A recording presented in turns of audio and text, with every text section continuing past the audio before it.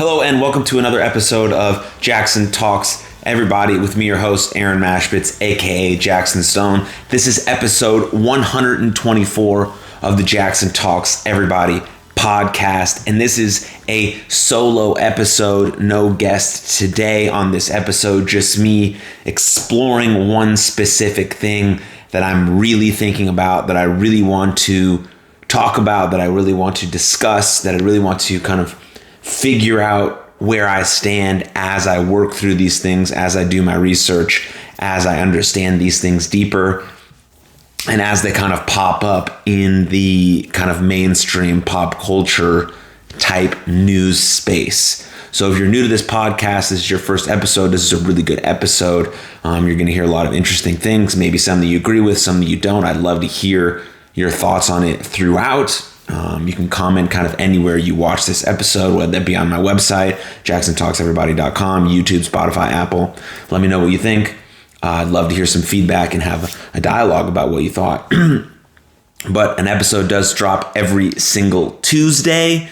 Most of the time I have a guest. Sometimes I do solo episodes. Sometimes in the week I'll drop a bit of both, and I'm exploring doing more than one episode a week, as I do 5 episodes a month currently, one every Tuesday, and then exclusive one for Patreon. I'm going to bump that up to 6 episodes a week, and then eventually to 7, eventually to 8. And so we'll see where we can go from there and how big we can grow this boy. This podcast is extremely important to me, just like the topic that I'm going to discuss today. So we're going to pop right in. Today is October 18th.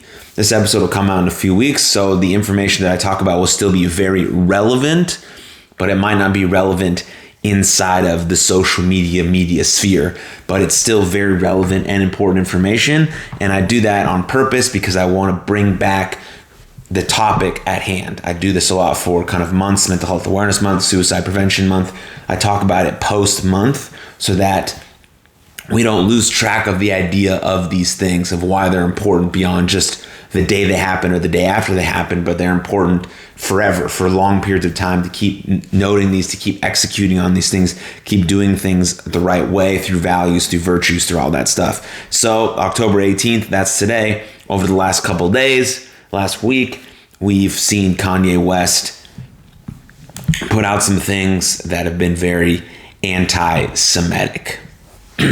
And so I want to try and discuss those things, as well as discuss kind of my own experience. So here we go. I'm 30 years old. Like I said, my name is Aaron Mashbitz. I used to go by Jaxon Stone. That's what kind of this podcast is built off of, professional wrestler. But my name is Aaron Mashbitz, and I am a Jewish man living in America.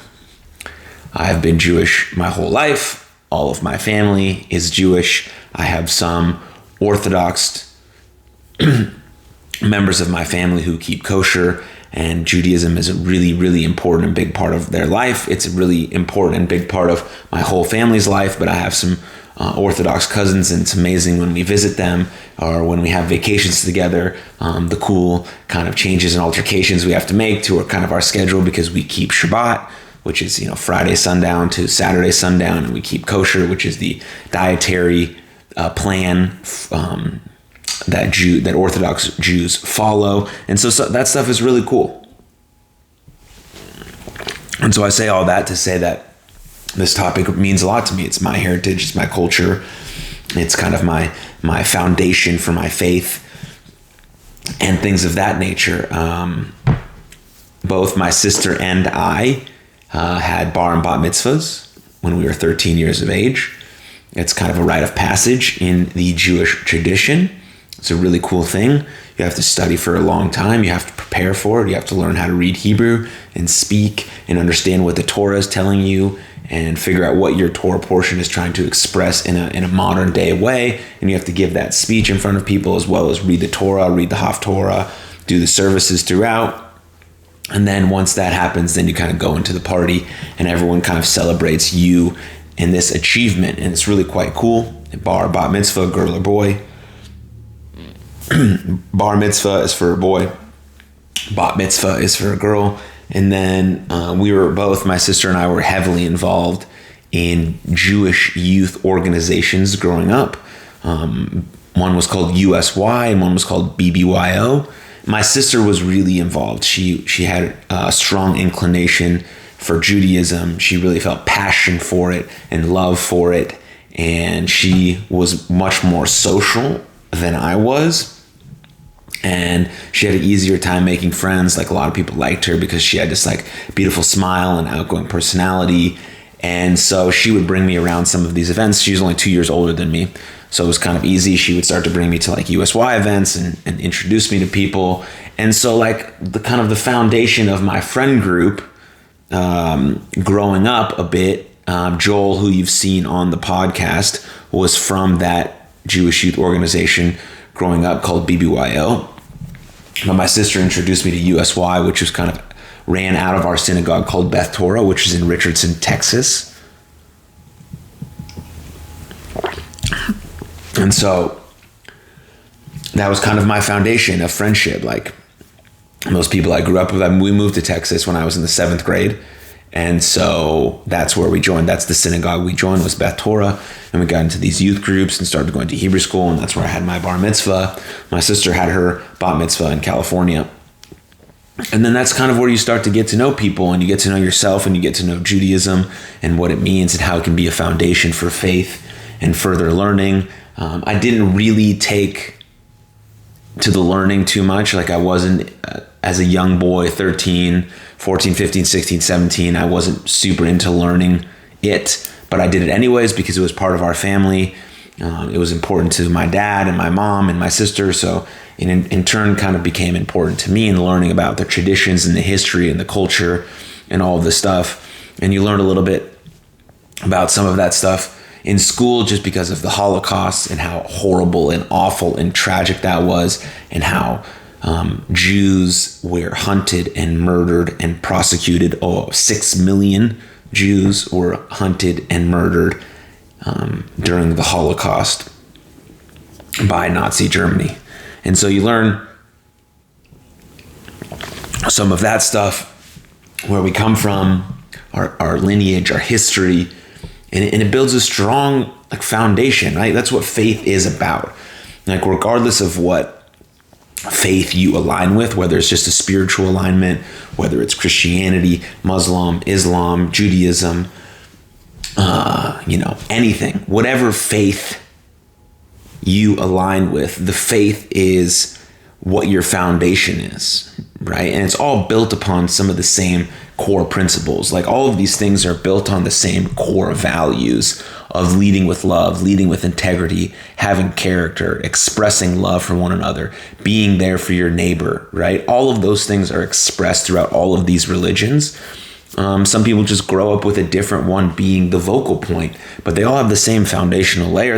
All of these things have the same foundational layer in terms of we're trying to flourish through our virtues. We're trying to figure out what our values are and live through those values. And then the foundational piece of these kind of religions, whatever one they are, whether it's spiritual or religious practice, kind of built on the same foundation, is that when things happen in your life, bad things happen in your life, which they will and they do, we have this kind of blind faith that things will work out for the best. Now that's optimism. That's what optimism means. It's a fundamental belief that things will work out for the best.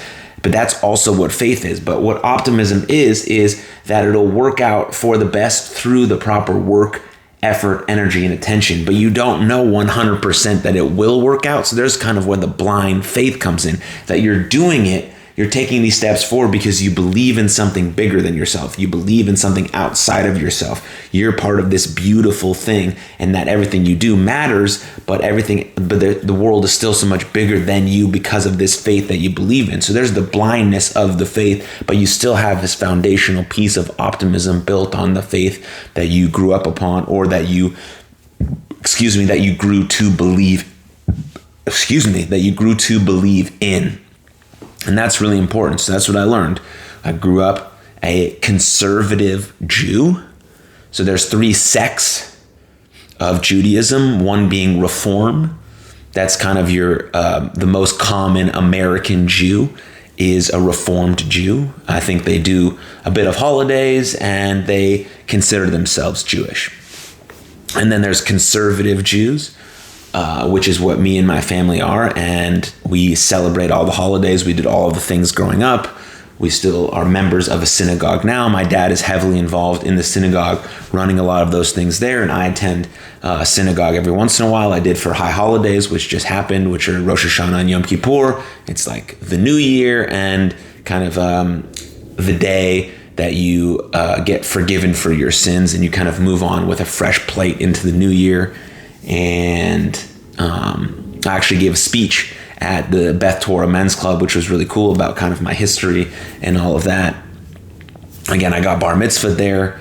So that's what kind of conservative Judaism is. Most conservative Jews do not keep kosher and don't abide by the Shabbat rules of 24 hours of kind of a shutdown, which I think would be amazing for anyone to do, and we should all kind of implement that. But then there's the Orthodox Jews, which I previously mentioned. My cousins are those Orthodox Jews, and I did an episode of this podcast with my cousin whose name is Jessica Ovadia, and she posts some really amazing content about healthcare messaging on YouTube as well. But you should check out our podcast. There's a clip called Modern Orthodox Judaism on my YouTube channel as well, and it kind of explains more in detail about what she goes through, what it means to her, how the fabric of her life is kind of ingrained in Judaism, and how she's going to raise her kids that way. And it's really, really quite beautiful and powerful. And she lives in Israel, and that's mostly where Orthodox Jews live. In America, it's mostly Reform and Conservative. You have your pockets in America where there are Orthodox Jews. We have a few Orthodox synagogues around here. In Dallas, we also have some kosher restaurants. The Market and Meat Point are around me. They're kosher restaurants, but they're all over America. And so that's kind of the different sects you can have as a Jew, and being a practicing Jew and considering Judaism to be your religion. And so throughout my whole life, there has always been kind of these little jabs, these like subtle takes, these subtle hits, these subtle knocks, these subtle punches to the gut about me being Jewish. And it was never really an issue because the other stuff that I was getting made fun of about was way worse. And so if you're watching this via YouTube, you'll be able to understand this a little bit better. But if you're just listening on audio, cheers, it is what it is. But my ears, as you can see, they're long and large, so is my nose, but my ears used to kind of face straight forward. And so for a really long time, people kind of ignored my nose and they went directly to my ears. So I didn't really get the Judaism Jew jokes. Maybe I did. I think I did a lot, but they were overpowered by the ones about my ears because I was constantly called Dumbo forever. As long as I can remember, I was called Dumbo.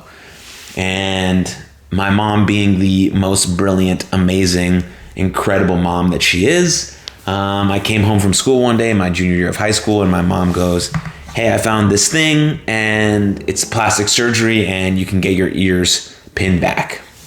And so I immediately decided to do that, and it changed my life, changed my confidence, changed the way I played baseball, changed everything. But it also put more of a focus on my nose and on me being Jewish. And so we kind of moved to this area in Texas because it has a lot of Jews, and my parents wanted my sister and I to grow up around Jews and better schooling and better sports. And so that this area, Plano, Dallas, was kind of the intersection of all of those things. And so it didn't really happen in high school, and obviously it didn't happen in the Jewish youth groups. But I say all this to say that I went to South Dakota State to play baseball, and a Jewish person in South Dakota State was very foreign to them.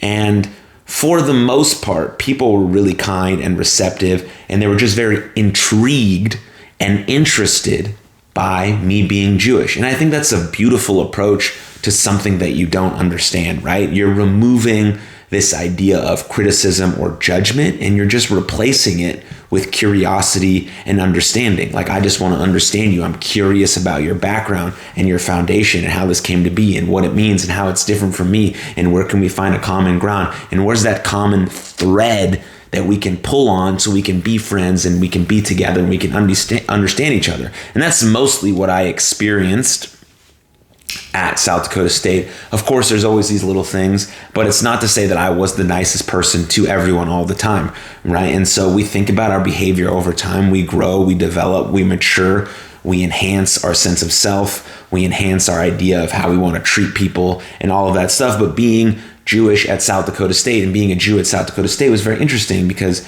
I wasn't around a lot of them anymore. It was kind of just me, and I was the first Jew that a lot of these folks in South Dakota met, and it was really cool how interested they were, how intrigued they were. But I remember two distinct stories from that in relating to being Jewish, and I'll tell you them in a sec. And so one was, we were on the bus. I played baseball at South Dakota State Division I school, played baseball there. And we didn't get a lot of plane rides, but we had to travel really far to every game because we couldn't play a lot of home games because it's very cold. So we were traveling, we were on the road a lot. And so we're on one of our bus trips. It's the middle of the night. We stop at a gas station to get a pee break and to get some food and hop back on the bus. And as we're getting on the bus, one of the volunteer assistants for our team looks at his bag, opens his bag of chips, looks inside and says, "Wow, I really got Jewed on this bag." Basically, and I was right behind him. I happened to hear him, and I was like, "Oh, wow, what did you mean by that?" And basically, he kind of stumbled over his words. He didn't really know what he meant. But what he meant was, internally, he was thinking, wow, this bag of chips is really low. Like, they didn't even fill it up to halfway on bag of chips. And so I'm going to use this really old stereotype about Jews that they're frugal, and that I'm going to use it here in relation to this bag, and that Jews are frugal. It's the same idea as when we kind of use mental health terms to describe things, like the weather is so bipolar, or I'm so OCD. Like, bipolar disorder and OCD are very serious things, and we'll kind of talk about those a little bit. Well, bipolar disorder a little bit later in relation to Kanye West, or Ye as he's now called.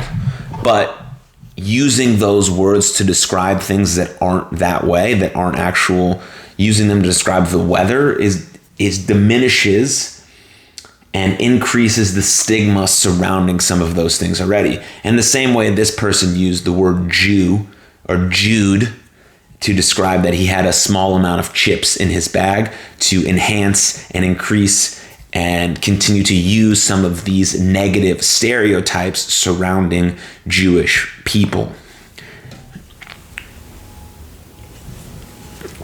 Right? Because the stereotypes that surround us are that we're frugal, we own the media, or whatever, we run the media, or whatever it is, that we're all rich, but we're frugal. We all have big noses. We're the scapegoats for everything. All of these things, just stereotypes, just really harmful and hurtful things to say about a group of people who've just been fighting to survive basically their whole lives.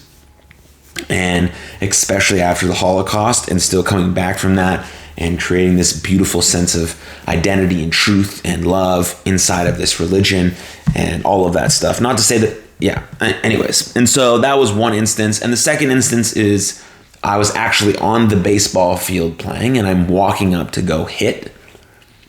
And this guy in the stands screams at me, "Hey, do you use a bed sheet to blow your nose?" Signifying that my nose is so big that I can't use a regular tissue anymore, but I need a bed sheet to blow my nose. And I struck out on 3 pitches because I was really flustered and upset and hurt. One, I gave credit to that guy because I've never heard that in my life. At that point, I think I was 20 years old, and people have been making fun of my nose for my whole life, outside of kind of mostly my ears, but then my nose. And so I'd never heard that before. I just heard, oh, you had a big nose, yada, yada, yada, yada, yada, you Jew, whatever, you dirty big nose Jew, whatever they're saying, all of these things. But this guy came up with something pretty creative about the bed sheet. But it just goes to show you that people will kind of go to that level to make fun of you, to express some sort of thing.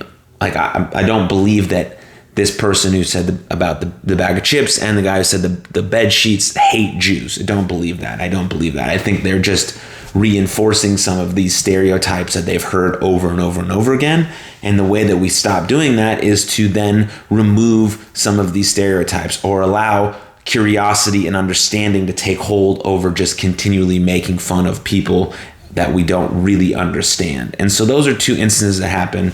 There's been many that I could express throughout my life, but I picked those two specifically because they're seemingly small moments, right? They're seemingly small moments that I've remembered for my whole life, but those small moments are what the stereotypes and the hate and the prejudice towards Jews are built upon. They're built on these small, what seem like insignificant stereotypes, but then they're built and built and built, and they're bricked on top of brick on top of brick, and they're layered on top of layered until we get these really strong death threats of anti-Semitic violence. That's where they're built off of. They're built off these small tropes, these small phrases that we could kind of just brush off, but then they build and build and build and build and build until we get these really severe and heavy and harmful anti-Semitic comments. So we have to stop it kind of in its tracks as is, and again, remove this idea that one religion is better than the other, one train of thought is better than the other, but having this idea of understanding and curiosity and nuance. And I'm going to go into nuance in a bit and how it relates to some of these things, but that's really what it's about. And I want to talk now about Chloe. Chloe Valderi is one of the most profound thinkers of our current time. She has a startup. It's an anti-racism training called The Theory of Enchantment. She also has a podcast and all of these things, but she just talks really, really intelligently, really intentionally, and really deliberately about these really complicated subjects. And here's the tweet that she put out about Kanye West. Kanye West's anti-Semitic comments are proof of just how much healing the world needs, of how much healing he needs. No matter what anyone says, any human who hates his fellow man is not free. And I think that's beautiful. And then she layered on top of that by writing this article about why we should pursue nuance. Because when we think about Kanye, right, people are blaming this because he has a mental health condition. He has bipolar disorder. He absolutely has a mental health condition, a very serious mental health condition. And we've seen that mental health condition play out in the public space for a long, long time. And I hope and pray that he's getting help. He has a team, he has treatment, he has a therapist, he has all the things he needs to be thriving as he is as a brilliant musician and artist. And he has made a lot of really amazing comments over his life about really serious and hard subjects. And I give him credit that he always speaks his mind. He always says how he feels and he acts on it. And that's a brilliant authenticity piece that's probably made him one of the most famous artists and musicians of all time. And so two things can be true at one time. He does, yes, suffer from a very serious mental health condition called bipolar disorder, the same one that my sister had. And that disorder, a symptom of bipolar disorder is not saying harmful anti-Semitic things. That's not a symptom of bipolar disorder. So there can be some sort of reasoning behind some of his manic behavior. Yes, right?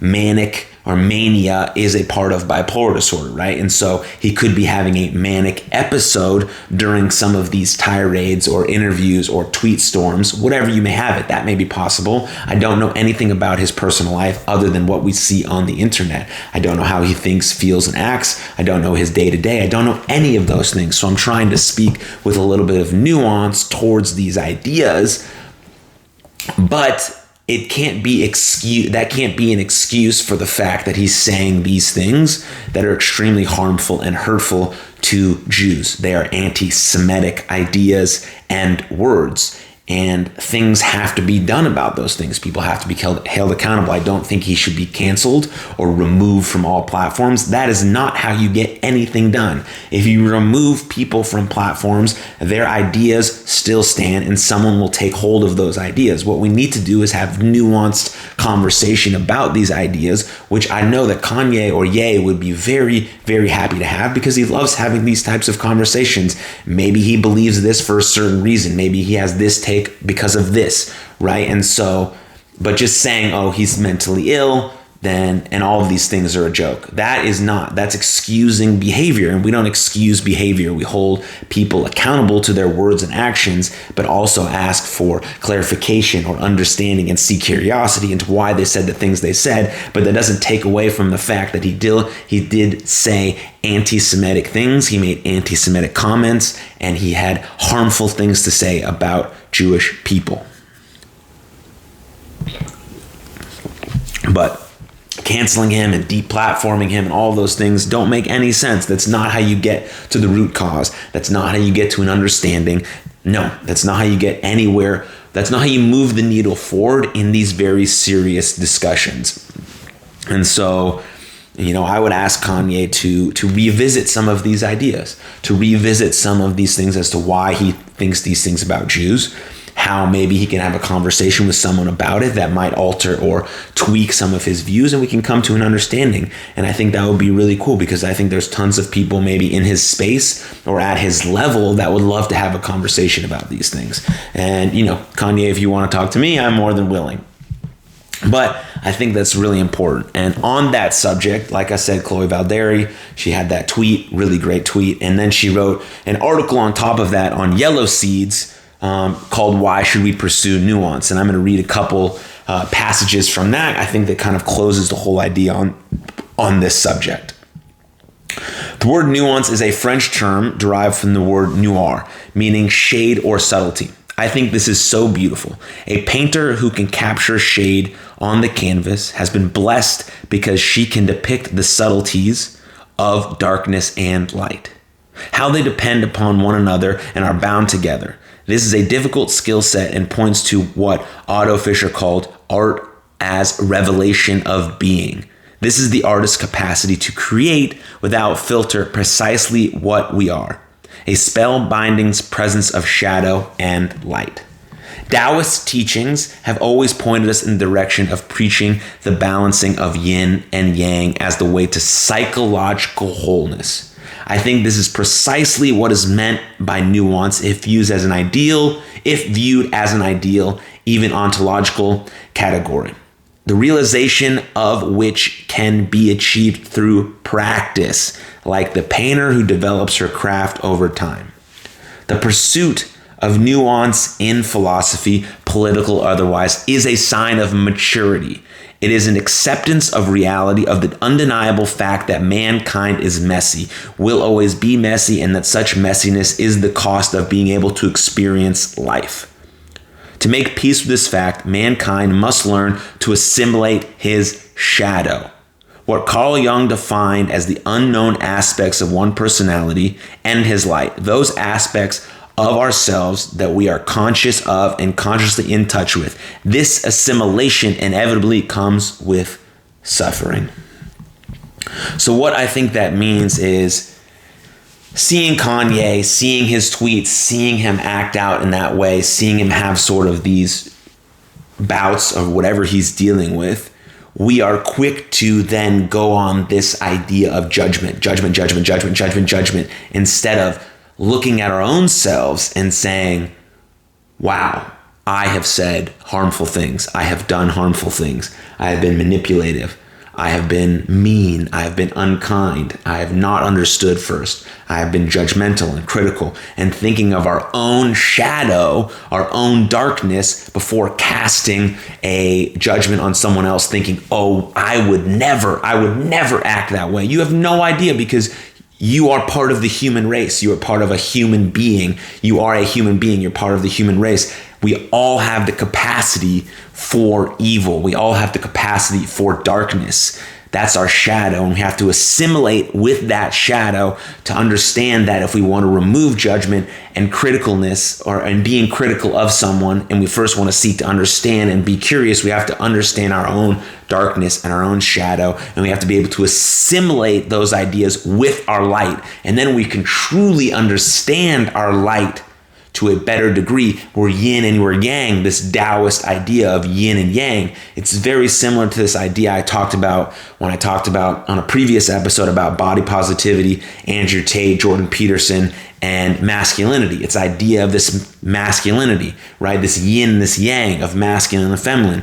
It's about having nuance. It's about having psychological wholeness, right? We have this dynamic equilibrium of thinking about our own capacity for evil and darkness, but understanding that we can choose to show light. We can choose to show love, show kindness, show understanding, show gratitude, especially when situations unfold in a public way where they're very complicated. We don't know the details of them. All we see is what's public facing, and that's very, very hard. And so I love what Chloe said there. I think it fits in to what I believe completely about Kanye West and all of those things and anti-Semitism. But it's hard to see that people still really, really don't like Jews. And they have this like deep-seated hatred for who we are. They have these deep-seated ideas of stereotypes. And it's really hard to see. And if we're going to break some of those stereotypes and some of that hatred, we have to first come with understanding of where people might be coming from, why they might feel the way they do, have complicated, nuanced, awkward, hard conversations that get to the root of all of these things, and then move from there, brick by brick, layer by layer, trying to build up these beautiful things of understanding. And so maybe Kanye was actually the catalyst we needed to have more in-depth conversations about Jews, to have more in-depth conversations about Judaism, what that means in America, and what it means to be anti-Semitic, and how we can recover and help those who have those views to have better views and see everyone as just one person trying to build a foundational life on love, respect, and harmony and equilibrium, on harmony and love and compassion and caring and all of those things. And so I think this is an important conversation to have. Again, if this is your very first episode listening, let me know what you think. Email, comments, anything. I'd love to hear your feedback. If you're a listener every week, thank you for listening. Thank you for making this podcast really, really important to me. If I missed anything, if there's anything I need to add, if you want me to do another episode that goes deeper into this subject, let me know. I'm really trying to get Chloe to come on the pod so we can have a conversation, so I can ask her all these sorts of questions about what she thinks.